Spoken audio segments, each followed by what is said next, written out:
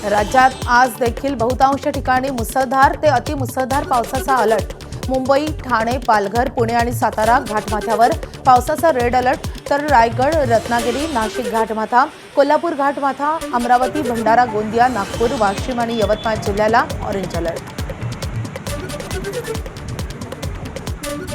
मुंबईला आजही हवामान विभागाकडून पावसाचा रेड अलर्ट। मुंबईतील समुद्राला मोठी भरती येणार असल्याचा इशारा। समुद्रात दुपारनंतर 4.19 मीटर उंचीच्या लाटा उसळणार असल्याचा इशारा। मुंबईच्या उपनगरांमध्ये पावसाची डबल सेंचुरी। मुंबईमध्ये 21 तासात 225 मिलीमीटर पावसाची नोंद। मुंबई शहरामध्ये 21 तासात 165 मिलीमीटर पावसाची नोंद। विक्रोळीत सर्वाधिक 253 मिलीमीटर पावसाची नोंद। मुंबईसह उपनगरे आणि शेजारच्या जिल्ह्यामध्ये पावसाची विश्रांती। ठाणे, नवी मुंबई, कल्याण, डोंबिवली, भिवंडीमध्ये सध्या पाऊस नाही। पालघर जिल्ह्यातही पावसाने घेतली विश्रांती। मुंबईतच पावसाचा रेड अलर्ट। मात्र आज सकाळपासून मुंबईत पावसाची विश्रांती। सीएसएमटी परिसरातही पावसाची उघडीप। मुंबईच्या विक्रोळीमध्ये काल मुसळधार पाऊस। परिसरात काल एक झाड कोसळले। झाड कोसळल्यानं 3 ऑटो रिक्षांचं नुकसान झालंय। मुंबईच्या घाटकोपरमधल्या विक्रांत सर्कल परिसरातही झाड कोसळले। या दुर्घटनेमध्ये 4 वाहनांचं नुकसान झालंय। झाड कारवर कोसळल्यानं वाहनांचं मोठं नुकसान झालंय। वसई विरारमध्ये तुफान पाऊस पडलाय आणि त्यामुळे अनेक भागात सखल पाणी साचलेलं आहे। कालपासून साचलेलं पाणी अजूनही ओसरलेलं नाही।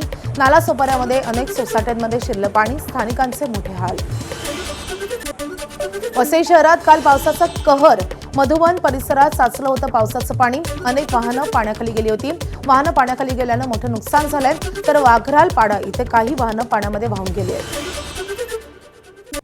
मुसळधार पावसामुळे Nalasopara, वसंतनगरी, Tulinj, alliance hospital road आणि मधुबन परिसरामध्ये मोठ्या प्रमाणावर पाणी साचलं होतं। अनेक सोसायट्या आणि दुकानांमध्ये शिरलं होतं पावसाचं पाणी।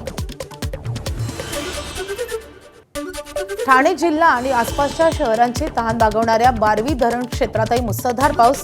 या मुसळधार पावसामुळे अवघ्या 9 तासात तब्बल 100 मिलीमीटर पावसाची नोंद। या जोरदार पावसामुळे धरणाच्या पाणी पातळीमध्ये 4 फुटांची वाढ। ठाण्याच्या किसन नगर परिसरातील तिवारी भवन इमारतीच्या पहिल्या मजल्यावर गॅलरीचा भाग कोसळला।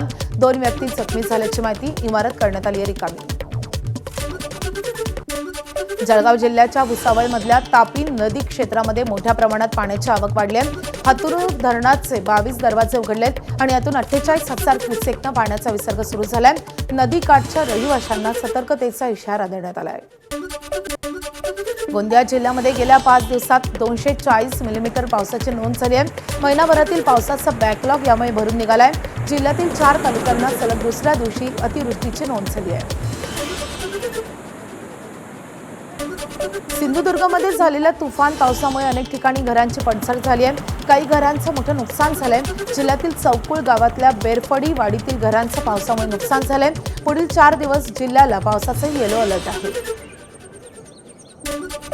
सिंधुदुर्गच्या सावंतवाडी तालुक्यातल्या चौकुळ गावात वादळी वाऱ्याचा मुसळधार पाऊस झालाय। या वादळी वाऱ्यानं 24 घरांचं नुकसान झालंय। सुदैवाने यात कोणतीही जीवितहानी झाली नाही, मात्र अनेक कुटुंबांचा संसार उघड्यावर आलाय। रायगडमध्ये सातत्यानं सुरू असलेल्या पावसामुळे मुंबई गोवा महामार्गावर साचले पाणी। नागोठणेजवळ सुकळी खिंड इथं नाल्याचं पाणी रस्त्यावर। परिणामी मुंबई गोवा महामार्गावरील वाहतूक मंदावली।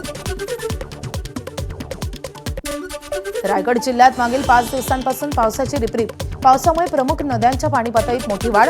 नागोठणे जवळच्या अंबा नदीनं धोका पातळी ओलांडली, तर रोह्यातील कुंडलिका नदी धोका पातळीपर्यंत पोहोचली। रायगडमध्ये रात्रभर झालेल्या मुसळधार पावसामुळे भिसेखिंडीमध्ये झाड रस्त्यावर कोसळले। या झाडासोबतच मोठ्या प्रमाणात मातीही रस्त्यावर आली आहे। रोहा ते नागोठणे मार्गावरची घटना। मार्गावरची वाहतूक ठप्प। पुणे परिसरात सुरू असलेल्या पावसामुळे उजनी धरणाच्या पाणी पातळीत मोठी वाढ। यंदा पहिल्यांदाच 7,000 क्युसेकनं पाण्याची वाढ। दौंडमधून उजनी धरणात पाण्याची आवक।